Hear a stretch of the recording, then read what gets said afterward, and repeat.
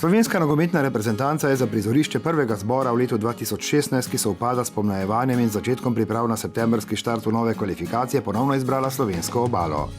Nazadnje je bila tu pred 4 leti, ko se je pomirila Škotsko. Tokrat bo na Bonifiki gostila Makedonijo.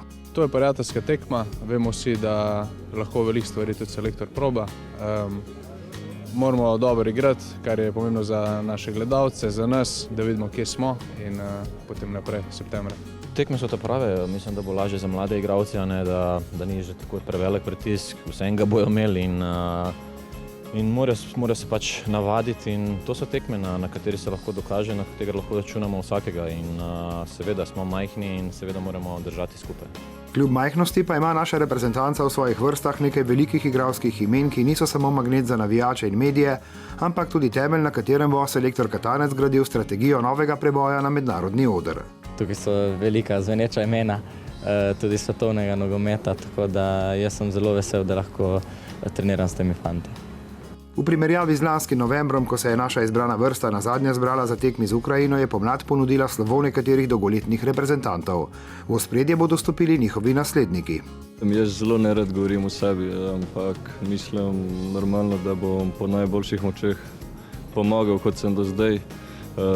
Kakorkoli bo to treba, to se na igrišču vidi, kaj ekipa potrebuje in to potem tu ti tudi probaš pokazati in dokazati ekipi, probati dati neko samozavest od ozadja naprej in pomagati do zmage.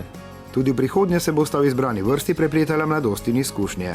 Slednje so eden pomembnih adutov napadalca, ki je z vrnitvijo domov poskrbel za še večji delež reprezentantov iz slovenske lige.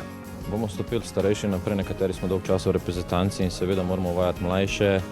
Se strinjam, ampak tudi ne smemo pozabiti tiste, ki so igrali z reprezentanco, ko so dali maksimum in seveda te fante še zmer pogrešamo.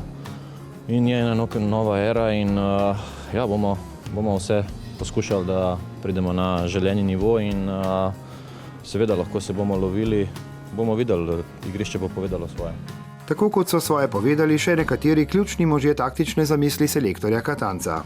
Dokler bom zdrav, bom nadaljeval v reprezentanci in vedno mi je veselje priti igrati, kot sem že večkrat rekel, in tako bo tudi naprej. Veliko bo dejavnikov, ki bodo vsak na svoj način usmerjali pot proti novemu etapnemu cilju.